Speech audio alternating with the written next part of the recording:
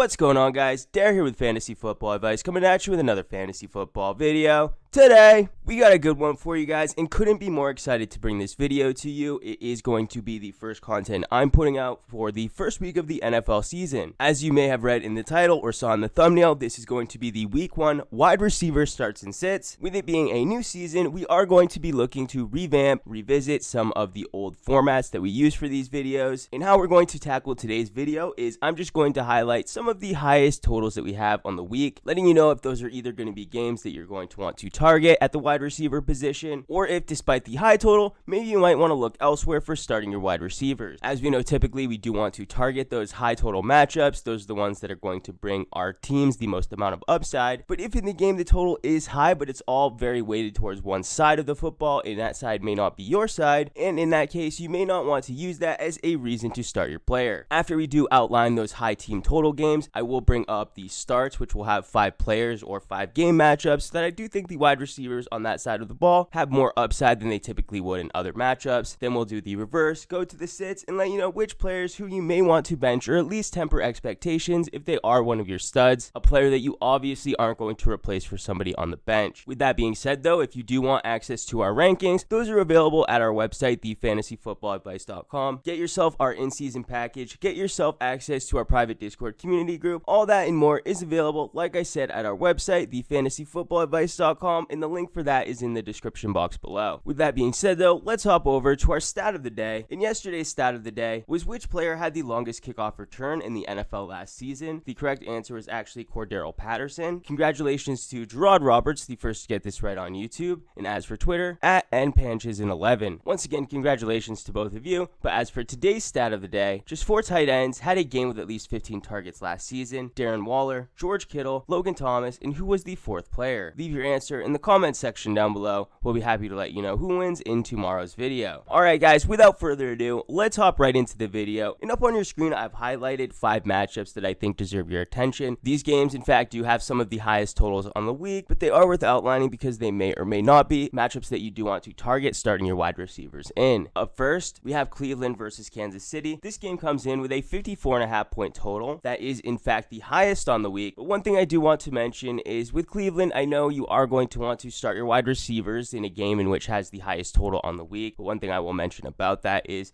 Kansas City isn't really the matchups you want to be starting your wide receivers against. It wasn't last year, wasn't the year before that. And despite Cleveland heading into this matchup as an underdog, meaning even this run-first team is going to have to be forced to be passing in the later stages of this game. But even with that, if you are somebody who has to start Jarvis Landry or Odell Beckham Jr., all I'm going to have to say to that is temper your expectations. Don't be fooled by the high game total. It's definitely weighted on the side of Kansas City. Moving into the next matchup, which is virtually the opposite, we have Dallas versus Tampa Bay.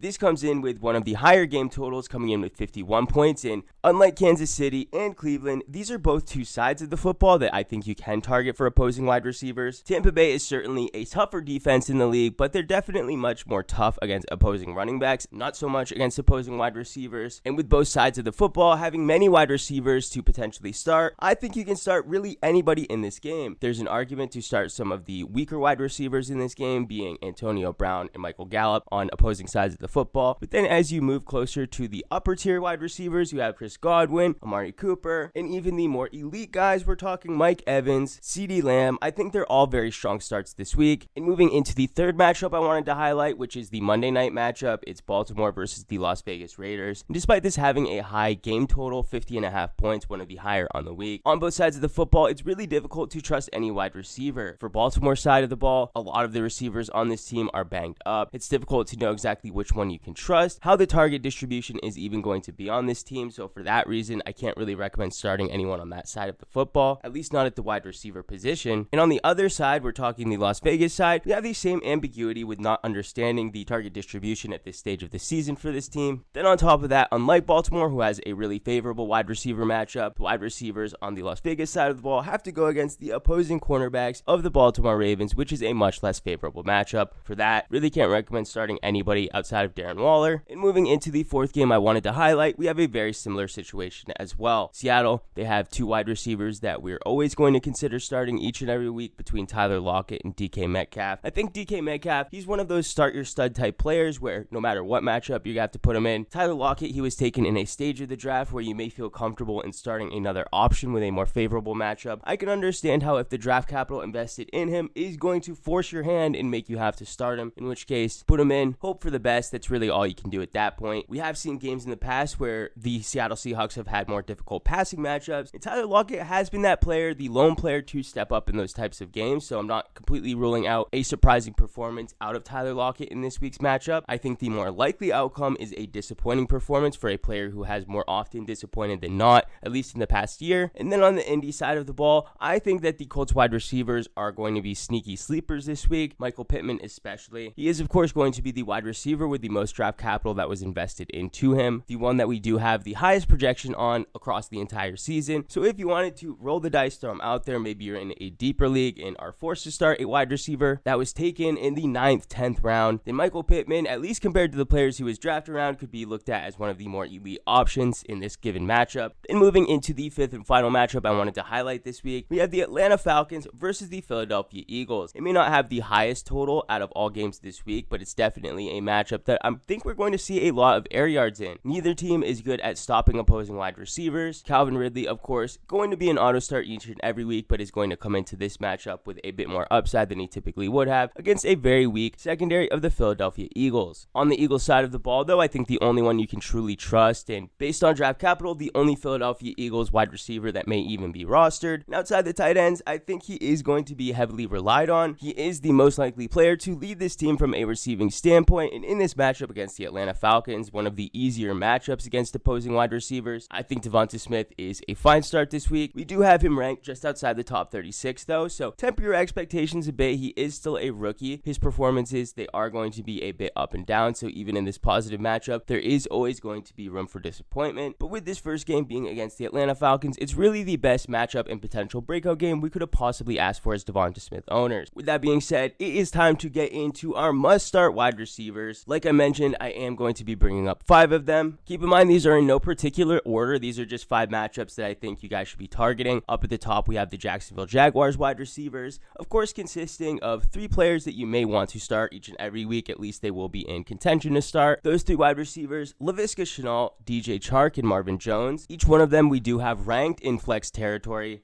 And in their matchup against the Houston Texans, a team in which they gave up top 5 numbers against opposing wide receivers, against opposing fantasy wide receivers, so each one of them is going to have a fine opportunity to produce. Trevor Lawrence, he's going to have his first game starting in regular season NFL action. He's going to be motivated to have a good performance. Each one of these 3 wide receivers competing for their job, competing for the pecking order in targets, each one of them is going to be highly motivated as well. If you would have asked me about 3 weeks ago which wide receiver would be the favorite out of the 3 to lead this team in receiving, I would have likely said Marvin Jones. He is the veteran on this team, the one with the most NFL experience. That is a factor working in his benefit and an advantage he has over the other 2 wide receivers, Chark and Laviska. But with the recent injury to Travis Etienne, a running back that was supposed to be heavily utilized in the receiving game, with him being forced out and with him missing his entire rookie season, that is opening up a massive opportunity share in the short and intermediate receiving game. And all signs that we have are pointing to Laviska soaking up the majority of that production. If that ultimately does hold true, and I fully expect it to, then Laviska is going to get a massive bump over what was previously expected. And with that, I do now have him as the favorite to lead this team from receiving, so it's no wonder why we do have him first in this week's projections when it comes to Jacksonville receivers. But either way, if you're looking to fill your flex position, any one of these 3 wide receivers is going to get the job done for you. Even DJ Chark has an immense amount of upside in this matchup. But moving into the next game to target, I did mention Tampa Bay wide receivers against this weaker Dallas Cowboys secondary. Chris Godwin, Mike Evans, even Antonio Brown, these are all 3 players that you can trust this week and actually get excited for what the potential numbers are that they do have for output. Looking at our rankings, Mike Evans did just so happen to crack the top 10. We actually have him ranked currently as the wide receiver 10. Chris Godwin, though, still a top 20 wide receiver himself in this week's matchup. But even Antonio Brown, the riskiest of all 3 wide receivers, we have him ranked inside the top 30. So it would be in that exact order: Mike Evans, then Chris Godwin, then Antonio Brown. Mike Evans, the top 10 option, Godwin, the top 20 option, Jefferson, Antonio Brown the top 30 option, you can feel confident and comfortable starting any of these 3 wide receivers. I'd even feel confident starting 1 or 2 of them, meaning multiple on the same team. Typically, I wouldn't advise for it, but in this matchup, stacking them, while it would add additional risk to my team, in this specific matchup, I would not fear of that whatsoever. Alright guys, moving on to one of the more surprising starts I have this week, it's going to be Adam Thielen versus Cincinnati. And the reason for adding Adam Thielen in is because I did want to outline that I know heading into draft season and during this draft recently, I haven't been the highest on Adam Thielen. I put him on a lot of bust lists. That was largely on the back of his 14 receiving touchdowns, yet he didn't crack 1,000 receiving yards. He's getting older. Justin Jefferson, he's clearly the future for this team. So there's a lot of reasons why I don't like Adam Thielen from a season-long perspective. Those are the key words though, season-long perspective.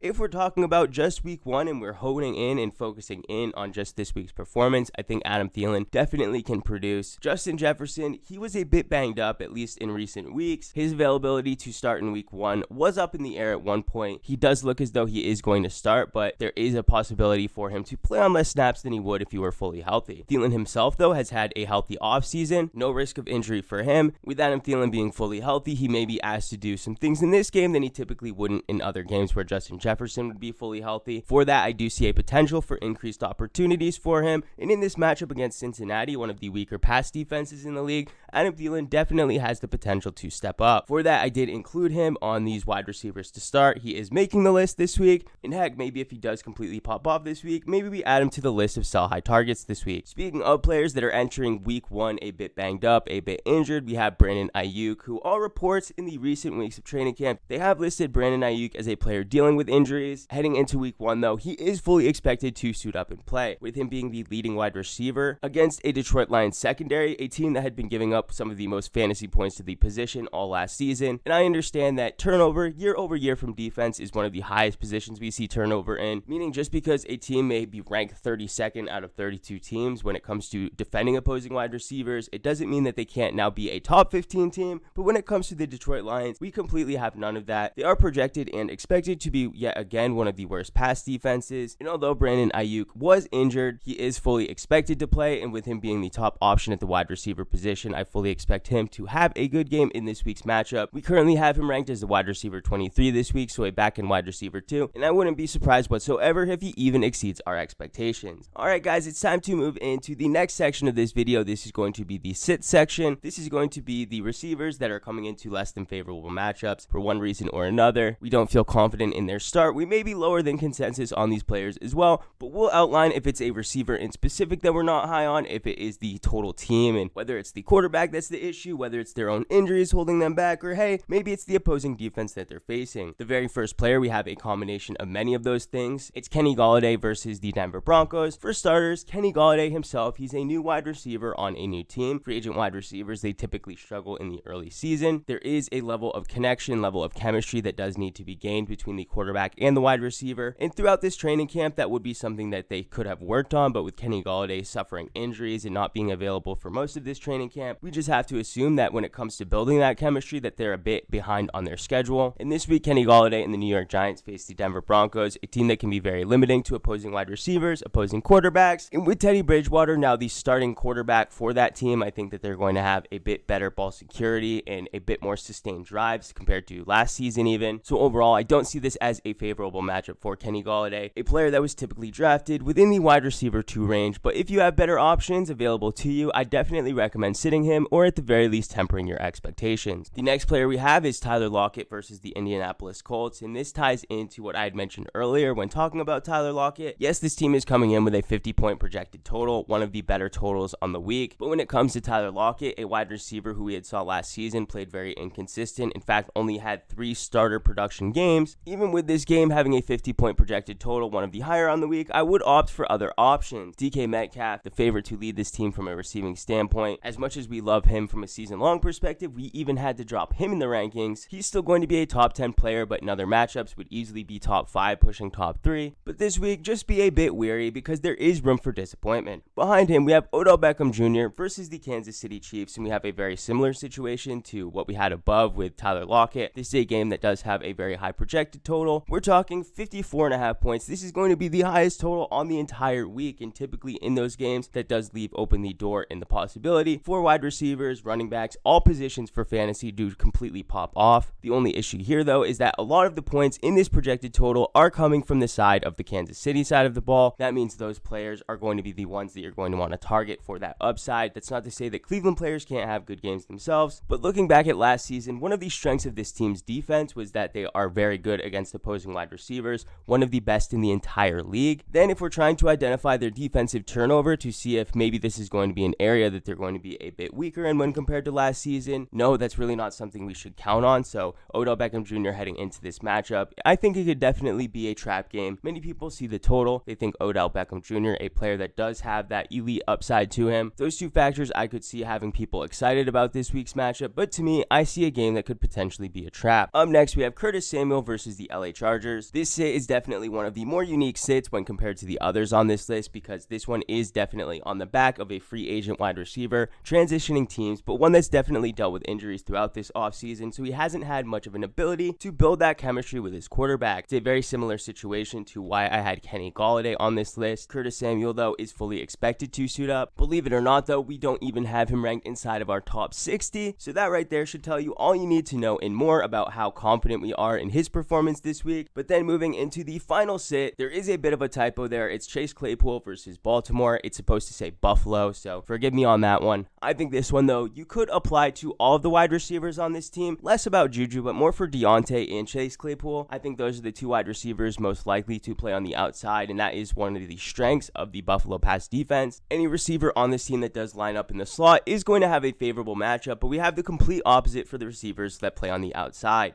Deontay Johnson, Chase Claypool, the two most likely to play on the outside. Those are going to be the two wide receivers on this team that I think have the most adversity against them. So for that, I think we should temper our expectations for those receivers in that matchup. Regardless, though, they're both going to be players that we are going to start based on draft capital. I would never suggest to sit Deontay Johnson fully. Chase Claypool, he was going in a stage of the draft where you may have better options, so that's why I did highlight him on this sit list. Can't recommend sitting Deontay. As mentioned, though, if they do get Chase Claypool into the slot, I think he does have an opportunity to succeed, though. If they fail to do that, Chase Claypool is definitely primed to be in a position to disappoint us. If you guys want full access to our rankings, once again, that's going to be at our website, thefantasyfootballadvice.com. Congratulations for making it this far, guys. Your patience definitely rewarded. We're heading into week 1 of the NFL seasons with fantastic fantasy squads. Comment down below who your biggest starts and sits at the wide receiver position are. But guys, that's going to do it for this one. We really hoped you enjoyed. If you did, how about hitting that like button? If you're new to the channel, please hit that subscribe button. We thank you all for watching. Catch you on the next one.